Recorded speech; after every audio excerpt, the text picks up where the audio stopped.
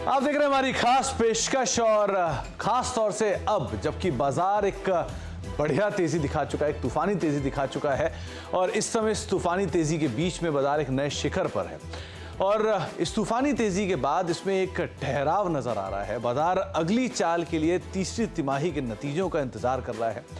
अगले हफ्ते से रिजल्ट सीजन की शुरुआत होने जा रही है और अब वक्त यह है समझने का कि तीसरी तिमाही के नतीजे कैसे रह सकते हैं, किन कंपनियों के रिजल्ट बाजार को खुश कर सकते हैं, कहां थोड़ी निराशा बाजार को मिल सकती है।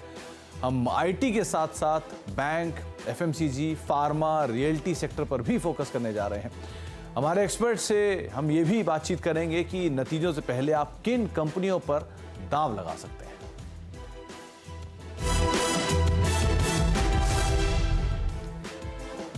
तो आज क्योंकि वो जो मूवी है वो काफ़ी फेमस है, 12th फेल 12th पास, ऐसी बहुत सारे जिक्र चल रहे हैं, तो हमने भी नतीजों सीजन में सोचा कि कौन सी कंपनियां जो कि पास हुई हैं, कौन सी कंपनियां जो कि फेल हो सकती हैं, कहाँ नंबर कमज़ोर हो सकते हैं, कहाँ नंबर बेहतर हो सकते हैं। तो उसी थीम के साथ हमने शुरुआत की, कहाँ पर हम पास और फेल कंपनियों को होते हुए देखेंगे। और इस पर बातचीत करने के लिए हमारे साथ SBI सिक्योरिटीज़ के सनी अग्रवाल मौजूद रहेंगे और प्रॉफिट मार्ट सिक्योरिटीज़ के अविनाश गोरखसाकर रहेंगे। एक अर्निंग्स को लेकर क्या टेक है इनका, किस तरह से सेक्टर्स को रीड कर रहे हैं, क्या रेड फ्लैग्स होंगे और कौन कौन से सेक्टर्स में आपको किन किन कंपनियों पर नज़र रखनी है, इन सब पर हम बातचीत कर लेते हैं। तो दोनों से ही पहले तो हम अर्निंग को लेकर एक मेजर आउटलुक ले लेते हैं। सनी, शुरुआत में आपसे करूँगा। पहले तो ये क्वार्टर के नंबर्स उस जंक्चर पर आ रहे हैं जहाँ पर पिछली तिमाही के कुछ कंपनियों के नंबर्स अच्छे भी थे और बाजार ओवर हीटेड भी है। सो कैसे आप रीड कर रहे हो नंबर्स को, कैसे रहेंगे इस बारी के मोटे मोटे नंबर्स, कैसा आउटलुक रहेगा? सुमित जी, शो पे इनवाइट करने के लिए धन्यवाद। डेफिनेटली मुझे लगता है कि थोड़ा हमें जब ये नंबर्स हम देखेंगे दिसंबर क्वार्टर के, तो सेक्टर स्पेसिफिक आउटलुक पे नजर देना होगा। तो पहले ऑब्वियसली आईटी कंपनी से रिजल्ट सीजन किक ऑफ होगा और आईटी कंपनीज में जो लार्ज कैप आईटी कंपनीज हैं उनसे ऑब्वियसली डिमांड एनवायरनमेंट के ऊपर मार्केट ट्रैक करेगा, उनकी कमेंट्री, मैनेजमेंट की commentary, specially on discretionary spend. तो वो एक इम्पोर्टेंट फैक्टर रहेगा। मुझे लगता है कि मार्जिन प्रेशर जो आईटी कंपनीज में आ रहे थे because of supply side attrition के चलते हुए, वो कहीं ना कहीं ईज ऑफ हुए हैं। तो मेरी नज़र ऑब्वियसली डिमांड एनवायरनमेंट पर रहेगी IT large cap IT companies में। हालांकि वैल्यूएशन रिलेटिवली रीजनेबल है on large cap IT company, growth missing है। अगर कहीं ना कहीं मार्केट को ऐसे कुछ लगता है कि यहाँ से अब ग्रोथ आएगी, तो IT companies can be on radar. अगर मैं मार्जिन एक्सपेंशन की बात करूं तो मुझे लगता है कि कुछ चुनिंदे सेक्टर हैं जैसे सीमेंट हो गया या for that matter FMCG companies हो गया, जहां कहीं ना कहीं इनपुट कॉस्ट प्रेशर कम हुआ है, वहां हम एक काइंड ऑफ मार्जिन एक्सपेंशन देख सकते हैं। बैंक्स एनीवे जिस तरह से प्रोविजनल अपडेट आए हैं, मुझे लगता है कि ग्रोथ कहीं ना कहीं डिसेंट ग्रोथ सभी बैंक्स रिपोर्ट कर रही है, at least on advances side. Deposit कुछ ही बैंक्स के एडवांसेस से ज्यादा है, तो शायद कुछ बैंक्स के हम निम्न प्रेशर में आते हुए देखेंगे। और स्पेशली बैंक्स की commentary on unsecured loan portfolio, जहां आरबीआई ने कहीं रिस्ट्रिक्शन लगाया है छोटे टिकट साइज पे, वहां उनकी कमेंट्री देखना जरूरी होगा। जो sector kind of turn around kind of sector जो पिछले 2 क्वार्टर से हम तिमाही से देख रहे थे, वो फार्मा है। फार्मा में मुझे लगता है कि एक डिसेंट अपटिक हम देखेंगे अर्निंग ग्रोथ के लिहाज से। Real estate sector again being very strong quarter, third quarter real estate companies के लिए होता है, तो उसमें भी जिस तरह से प्रोविजनल अपडेट आ रहे हैं, मुझे लगता है कि रियल एस्टेट कंपनीज के नतीजे भी काफी अच्छे आएंगे। और अगर मैं कंज्यूमर डिस्क्रिशनरी की बात करूं तो उसमें ज्वेलरी कंपनीज के नतीजे, जिस तरह से कल्याण का ज्वेलर्स के अपडेट आया है, मुझे लगता है कि jewellery companies will also do well. But with in discretionary मुझे लगता है कि फैशन बिजनेस जो है वहाँ शायद थोड़ा बहुत हम फिर से डिमांड का कंसर्न हमने देखा है, उसके चलते वहाँ kind of mix kind of commentary शायद हम जो फैशन बिजनेस है वहां से आते हुए देखेंगे। तो कंज्यूमर डिस्क्रिशनरी वैसे भी Q3 में थोड़ा हायर साइड पर रहता है, लेकिन हाँ, फैशन बिजनेस जो है वहाँ पर थोड़ा इशू रह सकता है। अविनाश गोरखसाकर भी हमारे साथ मौजूद हैं और एक लंबे अंतराल के बाद अविनाश भाई आपसे बातचीत हो रही है मेरी आज। तो कैसे रीड कर रहे हो आप इस तिमाही के नंबर्स इस बारी, खास तौर से ओवरऑल अगर मैं नंबर्स की बात करूँ तो, कंसीडरिंग कि पहले तो लार्ज कैप के नंबर्स लाइंड अप हैं, लेकिन Q3 के अपडेट सो फार कोई बड़े एक्सीडेंट नहीं दिखाई पड़े हैं, तो आप कैसे रीड कर रहे हो नंबर्स को? नहीं, बिल्कुल सुमित, मुझे लग रहा है कि Q3 का जो अर्निंग सीजन शुरू होगा, इसमें मैं समझता हूँ कि लार्ज कैप आईटी में सबसे बड़ा जो मुद्दा है वो ग्रोथ का है। अगर हम टीसीएस या इन्फोसिस या एचसीएल टेक की बात करें तो वैल्यूएशंस बहुत अट्रैक्टिव लेवल पे आ गए, लेकिन ग्रोथ मिसिंग है। अभी भी यूरोप में ग्रोथ को लेकर थोड़े कंसर्न्स है। यूएस मार्केट में थोड़ा सा इकोनॉमी में सुधार तो जरूर आया है, लेकिन जो ग्रोथ कमेंट्री आएगी वो इन स्टॉक्स को रीरेट करेगी, ऐसा मुझे लग रहा है। और होपफुली जो मार्च क्वार्टर होगा, क्योंकि नॉर्मली दिसंबर क्वार्टर एक सॉफ्ट क्वार्टर माना जाता है, लेकिन जहां पे अच्छे नतीजे आएंगे वहां पे automobile, auto components, real estate, cement, capital goods, ये सारे सेक्टर्स हमको लग रहा है कि आपको पॉजिटिव सरप्राइजेस दिखाएंगे। मेरे ख्याल से आईटी और मेटल्स में थोड़ा बहुत अभी भी कंसर्न है। मेटल्स में तेजी जरूर आई है, लेकिन अभी भी ग्लोबली मेटल प्राइसेस में कोई बदलाव आया नहीं है। तो मेरे ख्याल से देखिए, मोटा मोटी 70-80% रिजल्ट्स इनलाइन होंगे। जहां पे नेगेटिव सरप्राइजेस आएंगे वो मेटल और आईटी हो सकता है, और वो थोड़ा सा मार्केट्स को निराश कर सकते हैं। लेकिन जो कंज्यूमर डिस्क्रिशनरी है, जो एफएमसीजी वाले सेक्टर्स है, वहां पे हमको लग रहा है कि थोड़ी बहुत निराशा दिख सकती है, क्योंकि रूरल डिमांड अभी भी वीक है।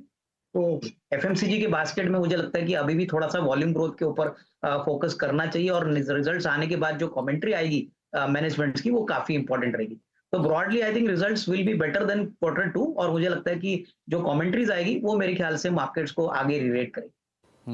कमेंट्री पार्ट क्रूशियल रहेगा। आप स्क्रीन पर अर्निंग कैलेंडर भी देख रहे थे कि कहाँ पर कौन कौन से तिमाही नतीजे किस किस तारीख को आने वाले हैं, और धीरे धीरे छोटी मझौली कंपनियों के नंबर्स आने शुरू हो भी गए हैं, लेकिन बड़ी कंपनियों के नंबर्स 11 तारीख से आपको आने दिखाई पड़ेंगे। इसमें आईटी ही लीड करेगा। अविनाश भाई, आप ही ने शुरुआत की थी कि आईटी थोड़े से सबड्यूड नंबर रहेंगे, तो अगर आईटी के ओवरऑल नंबर्स देखूं तो क्या एस्टिमेट आप लगा के चल रहे हो वहां पर? और इन नंबर्स में से अगर कुछ आपको पिक करना हो, कोई स्टॉक जो आपको लगता है कि हाँ ये देखने लायक है, जिन पे नजर रखी जा सकती है, तो वो कौन से होंगे? बिल्कुल, देखिए, मिड कैप आईटी में हमको केपीआईटी टेक्नोलॉजीज पसंद है। हमको लग रहा है कि मैनेजमेंट ने बिजनेस अपडेट भी बहुत पॉजिटिव दिखाया था। हमको लग रहा है कि करंट प्राइस करीबन 1400-1450 है। यहाँ पे आपको एक 1650 का एक नियर टर्म का टारगेट पॉसिबल लग रहा है, क्योंकि इनकी ऑर्डर बुक बहुत स्ट्रांग है। जो वर्टिकल्स में ये काम करते हैं, अभी भी डिमांड काफी स्ट्रांग है। और दूसरे जो बड़े आईटी कंपनीज है, जहां पे हमको लगता है कि किसी को कॉन्ट्रा व्यू लेना है, तो हमको लगता है कि टीसीएस 3800 में चल रहा है, करीबन 3900-950 का एक शॉर्ट टर्म टारगेट आपको मिल सकता है, अगर कहीं ना कहीं कमेंट्री पॉजिटिव होती है। बट डेफिनेटली टीसीएस और केपीआईटी टेक्नोलॉजी, ये दो स्टॉक्स हमको लग रहा है कि आईटी स्पेस में अगर किसी को खरीदी करनी है, तो अभी भी रिस्क रिवॉर्ड लंबे अवधि के लिए काफी अच्छा बैठ सकता है। तो अगर आप लार्ज कैप में कुछ देख रहे हैं तो एक बार को टीसीएस बेटर लग रहा है। मिड कैप में केपीआईटी के नंबर बेटर साइड पर रह सकते हैं, लेकिन ओवरऑल एक सरप्राइज साइड पर ये इन्फोसिस के या माफ कीजिएगा आईटी के नंबर रह सकते हैं, जिसको आप आधार मान के चल सकते हैं। सनी, बैंक्स ये दूसरा सबसे ज़्यादा, इनफैक्ट सबसे ज़्यादा वेटेज वाला सेक्टर है, और सो फार प्राइवेट बैंक्स में कुछ नंबर्स Q3 के मिसिंग आए हैं, लेकिन अदरवाइज कमेंट्री ठीक साइड पर है। आपने क्या रीड किया Q3 के नंबर्स में? क्या एक्सपेक्ट कर रहे हो आप यहाँ पर? किसके नंबर बेटर होंगे, और कुछ पिक करना हो तो? या डेफिनेटली जिस तरह से बैंक्स के प्रोविजनल अपडेट्स आ रहे हैं, वो देख के लग रहा है कि जो एडवांसेस ग्रोथ है, ऑलमोस्ट जो एक्सपेक्टेशन थी कि mid double digit, low double digit kind of advances growth आएंगे। हालांकि जो स्मॉल फाइनेंस बैंक है, वहाँ हम काफी एग्रेसिव ग्रोथ देख रहे हैं। 25-30% kind of growth small finance bank में देखने मिल रही है। और जो बड़े बैंक है, लार्ज साइज बैंक है, उसमें कहीं ना कहीं mid teen kind of growth हम देख रहे हैं as far as advances are concern. मुझे लगता है कि अब आगे जाके फाइट रहेगा डिपॉजिट मोबिलाइजेशन पे, क्योंकि कहीं ना कहीं जिस तरह से आरबीआई ने भी अभी एक रिसेंटली एक एडवाइजरी जारी की थी कि जो क्रेडिट टू डिपॉजिट रेशियो है, that should not be above 80%, 75% के आसपास होना चाहिए। तो कहीं ना कहीं अब मुझे लगता है कि अगले 2 से 3 क्वार्टर में डिपॉजिट मोबिलाइजेशन की फाइट रहेगी। और जो डिपॉजिट मोबिलाइजेशन की कैपेबिलिटी है जो लार्ज साइज बैंक में है, वो मे भी शायद स्मॉल साइज बैंक को वहाँ उतना लीवे नहीं है, because of the deep penetration जो लार्ज साइज बैंक का है। तो नेट इंटरेस्ट मार्जिन एक की मॉनिटरेबल होगा अपकमिंग रिजल्ट में, कि जो नेट इंटरेस्ट मार्जिन है वो थर्ड क्वार्टर के कैसे रहेंगे, और एट द सेम टाइम आगे के 2 से 3 क्वार्टर में क्या आउटलुक रहेगा नेट इंटरेस्ट मार्जिन का। एसेट क्वालिटी मुझे लगता है कि बेहतर ही रहेगी। ऐसे कोई red flag as of now asset quality को लेकर के नहीं लगता है। और अगर मुझे इसमें पिक करना होगा आज के डेट में, तो मुझे लगता है कि HDFC bank large size bank है, again trading at a decent reasonable valuation. एक अच्छा मौका है कि जहां बैंक में ट्रांजिशन हो रहा है मर्जर के कारण, एक डिसेंट वैल्यूएशन पे बैंक मिल रही है। फेडरल बैंक काफी डिसेंट अपडेट आया था, प्रोविजनल अपडेट, मुझे लगता है कि वो एक अच्छा है। पब्लिक सेक्टर बैंक से मुझे इंडियन बैंक काफी अच्छी लगती है। और दो एनबीएफसी मैं पिक करना चाहूंगा, वो है श्रीराम फाइनेंस, एक वेल नोन मुथूट ग्रुप की कंपनी है, at the same time fusion micro finance.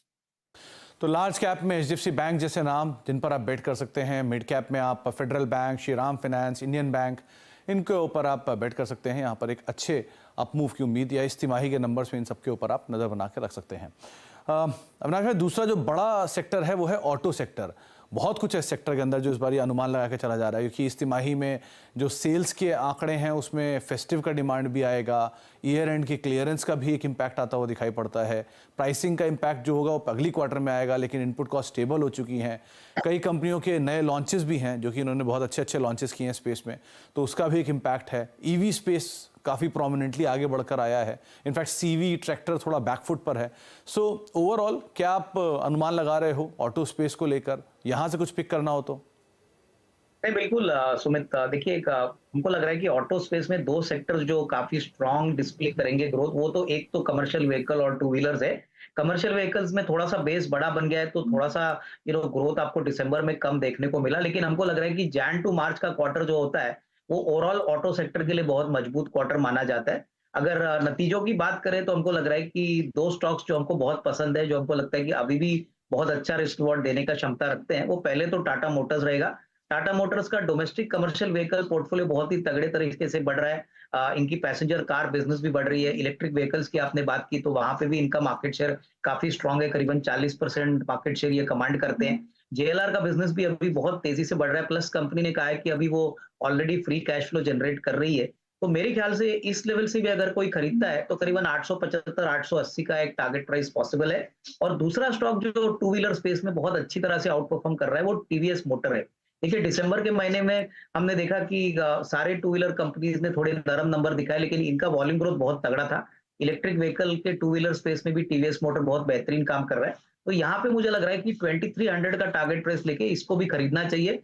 Q3 के नंबर्स तो अच्छे आएंगे, बट आने वाला साल भी इनके लिए काफी अच्छा रहेगा। तो टाटा मोटर्स और टीवीएस हमको लग रहा है कि इवन करंट लेवल्स पे अच्छा रिस्क रिवॉर्ड बन सकता है। तो ऑटो में अगर आप कुछ नाम ढूंढ रहे हैं तो कमर्शियल व्हीकल स्पेस से टाटा मोटर्स, जिसके ऊपर आप नजर रख सकते हैं इस बार, और टीवीएस मोटर एक और ऐसा नाम है जो कि ईवी स्पेस को लेकर, थ्री व्हीलर स्पेस को लेकर परफॉर्म कर सकता है, तो ये एक और दूसरा बेट हो सकता है।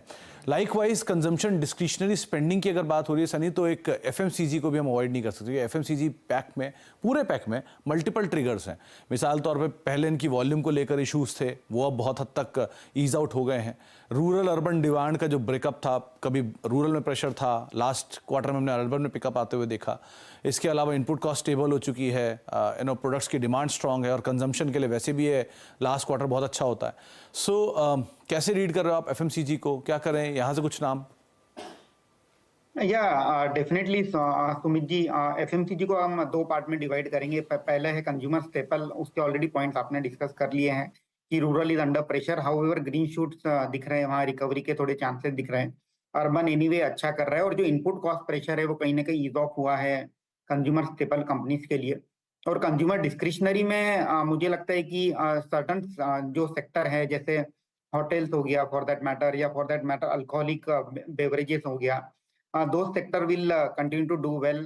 फैशन बिजनेस शायद थोड़ा बहुत प्रेशर में रहेगा। और मुझे अगर यहाँ अगर कुछ पिक करना होगा, specially from a medium to long term perspective, तो कंज्यूमर स्टेपल से मैं पिक करना चाहूंगा इमामी, गोदरेज कंज्यूमर और मैरिको। मुझे लगता है कि तीनों ही कंपनी में एक decent kind of upside in terms of earning growth हम ये थर्ड क्वार्टर में देखेंगे। कंज्यूमर डिस्क्रिशनरी से मुझे रैडिको खैतान एक डिसेंट बेट लगता है। प्रीमियमाइजेशन की स्टोरी है, ग्रेजुअली जिस तरह से पोर्टफोलियो प्रीमियमाइजेशन प्रीमियम पोर्टफोलियो की ओर शिफ्ट होगा, वहाँ मार्जिन एक्सपेंशन आते देखेंगे। और एक बेक्टर फूड है जो कि इनडायरेक्ट प्ले है on QSR industry as well as on biscuit and bakery. तो बेक्टर फूड, जहाँ उनकी एक नई कैपेसिटी अभी रिसेंटली ऑन स्ट्रीम जाने वाली है, उसके चलते मुझे लगता है कि FY25 में एक डिसेंट अर्निंग अपग्रेड आते हुए हमें दिखेगा बेक्टर फूड के लिए। मिसेस बेक्टर फूड आमतौर पर कम चर्चा होती है, लेकिन एक बड़ा आउटसोर्स प्लेयर है बड़ी कंपनियों का, और खुद की भी एक बड़ी प्रोडक्ट लाइन है कंपनी की। साथ साथ मैरिको, डाबर, रेडिको खैतान, ये कुछ ऐसे नाम जिसको सनी देख रहे हैं जहाँ पर एक अच्छा अपमूव आता हुआ दिखाई पड़ सकता है। अविनाश भाई, इसके अलावा जो लास्ट क्वार्टर का एक सरप्राइज था वो था कैपिटल गुड स्पेस। बहुत बढ़िया नंबर आए थे एबीबी, सीमेंस, सबके। तो यहाँ तिमाही आधार पर तो एक बड़ा बेस ऑलरेडी आपके पास खड़ा हुआ है, लेकिन ऑर्डर एग्जीक्यूशन इंप्रूव हुआ है, वाई बेसिस पे एक लो बेस का नंबर्स में इफेक्ट रहेगा, ऑर्डर इन्फ्लोज अच्छे हैं, और ना केवल प्राइवेट प्लेयर्स के बल्कि बीएचईएल जैसी कंपनियों के भी बढ़िया ऑर्डर इन्फ्लो आते हुए दिखाई पड़े हैं। डिफेंस ऑलरेडी अच्छी आउट परफॉर्मेंस दे रहा है, रेलवे कैपिटल गुड्स में बड़ा इंफ्रास्ट्रक्चर स्पेंडिंग हो रहा है। यहाँ क्या रीड कर रहे हो आप? नहीं, बिल्कुल देखिए, कैपिटल गुड्स सेक्टर को अगर हम रेलवे और डिफेंस से जोड़ ले तो मुझे लग रहा है कि ग्रोथ कैपेक्स अभी बहुत ही बड़ी ट्रैक्शन में दिख रहा है। कॉर्पोरेट कैपेक्स प्राइवेट सेक्टर का हो या सरकार के इस तरफ से इंफ्रास्ट्रक्चर प्रोजेक्ट्स का हो तो बहुत तेजी से बढ़ रहा है, और इसका फायदा जरूर पूरे कैपिटल गुड्स सेक्टर में आपको थर्ड क्वार्टर में देखने को मिलेगा। सबसे बड़ी बात अभी एग्जीक्यूशन है। जो आपने सही कहा कि सारी कंपनीज कम से कम 1.5-2 साल की ऑर्डर बुक पे बैठी है। तो यहाँ पे मुझे लगता है कि कमिंस इंडिया जो एनर्जी इक्विपमेंट स्पेस में है, ये एक बहुत ही अच्छा एमएनसी काउंटर है। ऑलरेडी फर्स्ट हाफ का परफॉर्मेंस तो काफी बढ़िया है, कंपनी बिल्कुल कर्जा मुक्त है, और इन्होंने हाइड्रोजन को लेके बहुत अच्छा एक प्रोडक्ट बुके भी बनाया। मेरा ख्याल है कि ऑर्डर बुक स्टेडी रहेगी, प्लस इलेक्शंस के बाद हाइड्रोजन की पॉलिसी अनाउंस होती है तो इसमें अच्छी खासी ग्रोथ पोटेंशियल कमिंस के लिए मिलेगी। तो कमिंस हमको लग रहा है कि करीबन 23-23.50 का एक टारगेट प्राइस के लिए आप खरीद सकते हो। अच्छा विकल्प है लॉन्ग टर्म के लिए। दूसरा एलएनटी रहेगा। आपने सही कहा कि एलएनटी डिफेंस में, इंफ्रास्ट्रक्चर और कैपिटल गुड्स में, पावर इक्विपमेंट में काफी बड़ा काम कर रहा है। यहाँ पे ऑर्डर एग्जीक्यूशन काफी तेजी से हो रहा है। तो ऑलरेडी थोड़े समय एलएनटी भाग चुका है, लेकिन हमको लग रहा है कि जिस प्रकार की इनकी पोजिशनिंग है, हमको लग रहा है कि अगले 12-18 महीने के लिए ग्रोथ का कोई प्रॉब्लम नहीं होना चाहिए। यहाँ पे 3650 का एक टारगेट प्राइस हम लगा दीजिए। और एक छोटी कंपनी है सुमित, एक्शन कंस्ट्रक्शन इक्विपमेंट, जो मोबाइल क्रेन्स और डिफेंस के लिए इक्विपमेंट बनाती है। तो हमको लगता है कि देखिए, ये भी स्टॉक में अगर हम देखें तो पिछले 2-3 क्वार्टर से बहुत बढ़िया ग्रोथ आपको दिख रहा है।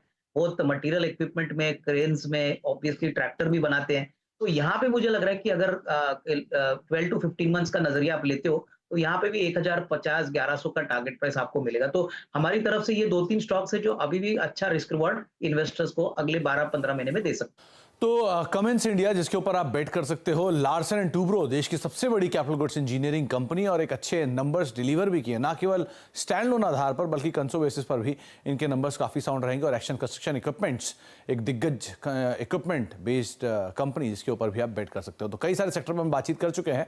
एक ब्रेक का वक्त हो गया है, ब्रेक के बाद लौटते हैं और एक स्ट्रॉन्ग सेक्टर जो लास्ट क्वार्टर का रहा है उसके ऊपर बातचीत करते हैं छोटे से ब्रेक के उस पर।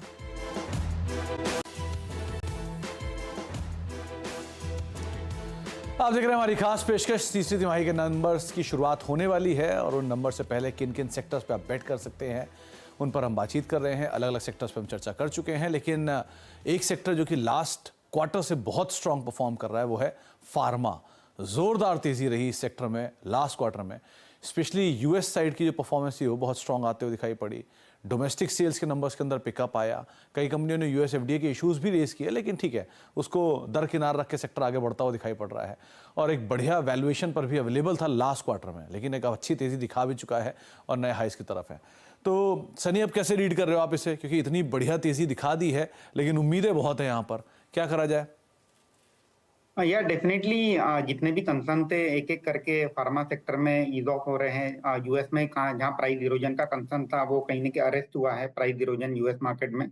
और इंडियन मार्केट में जिस तरह से जो डोमेस्टिक फोकस कंपनी है वो भी एक इंडिकेशन दे रही है कि high single digit to low double digit kind of growth हम देख सकते हैं। और अगर मैं ओवरऑल सेगमेंट की बात करूँ तो मुझे लगता है कि एपीआई और सीडीएमओ जो प्लेयर्स हैं वो एक अच्छा परफॉर्मेंस कर सकते हैं आगे जा करके। और अगर मुझे इनमें से कोई स्टॉक पिक करना होगा तो मेरा पिक रहेगा ग्लेनमार्क, मार्क्सन, सुप्रिया, पिरामल फार्मा। और एक टर्नाराउंड स्टोरी पे मैं बैट करना चाहूंगा, वो है स्ट्राइड फार्मा। मुझे लगता है कि स्ट्राइड फार्मा में जिस तरह से बैलेंस शीट काफी एक लिवरेज हो गई थी और कंपनी ने जो स्टेप लिया है अपनी एक रिसेंटली उन्होंने एक अपना प्लांट सेल किया था जिससे 800-900 करोड़ की कंपनी को इनफ्लो होगा। और जो 3000 करोड़ का डेट है मुझे लगता है कि ग्रेजुअली वो स्केल डाउन होकर के जो इंटरेस्ट कॉस्ट जो सेविंग होगा उसके चलते कंपनी प्रॉफिट में आएगी। तो एक स्ट्राइड फार्मा मेरा टर्न अराउंड बेट रहेगा। और अगर मुझे रिजल्ट्स पे प्ले करना होगा recent from a medium to long term perspective तो ग्लेनमार्क, मार्क्सन, सुप्रिया और पिरामल फार्मा मेरे रडार पर है। तो मार्क्सन, सुप्रिया, एरिस लाइफ साइंसेज, इन पर आप नजर रखेंगे अदरवाइज, और स्ट्राइड्स फार्मा एक टर्न आउट स्टोरी के ऊपर बातचीत हो सकती है।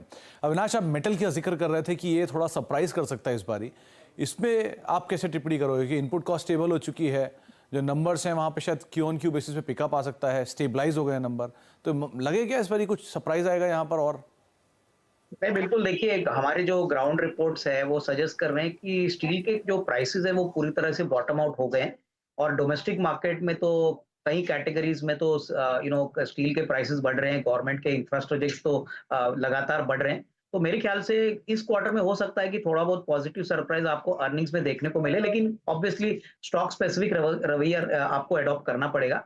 हमको लग रहा है कि 2-3 कंपनीज काफी अट्रैक्टिव है। टाटा स्टील हमको लग रहा है 130-34 में काफी अट्रैक्टिव लग रहा है, काफी हद तक लीवरेज बैलेंस शीट पे भी काफी इन्होंने कम किया है। तो यहाँ पे मुझे लगता है कि 155-160 का एक टारगेट प्राइस लेके नॉट ओनली रिजल्ट्स लेकिन अगले साल का व्यू लेके आप काम कर सकते हो।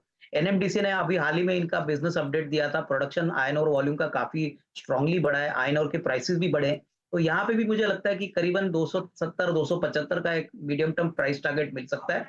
और एक स्टॉक सुमित जो काफी इंटरेस्टिंग है, जिंदाल स्टेनलेस, इनके Q2 के नंबर्स भी बहुत अच्छे थे, स्टेनलेस स्टील में ये काफी डोमिनेंट प्लेयर है। तो यहाँ पे भी मुझे लगता है कि एक छोटी खरीदी की सकती है, क्योंकि ये एक ऐसा सेगमेंट है जहाँ पे कंपटीशन बहुत कम है और यहाँ पे इनको प्राइसेस भी अच्छे मिल रहे हैं। तो करीबन 725-730 का टारगेट प्राइस लेके जिंदाल स्टेनलेस में भी एक पोजीशन बना सकते हैं। तो मेटल सेक्टर में आपको शायद अच्छा पॉजिटिव सरप्राइज देखने को मिले, लेकिन बड़ी इंप्रूवमेंट आपको चौथे तिमाही में और अगले साल होपफुली देखने को मिले। Tata steel, NMDC large cap और मिड कैप में, लेकिन जिंदल स्टेनलेस इसके ऊपर आप अदरवाइज नजर बना के रख सकते हैं। सनी, जाने से पहले रियल्टी, ये इसका रियल स्टेट चेक क्या कहता है? क्योंकि सबसे अच्छा क्वार्टर इनके लिए यही रहता है और अच्छे डिमांड आ रहे हैं, अच्छे पिकअप आ रहे हैं, क्या करें इस सेक्टर के अंदर?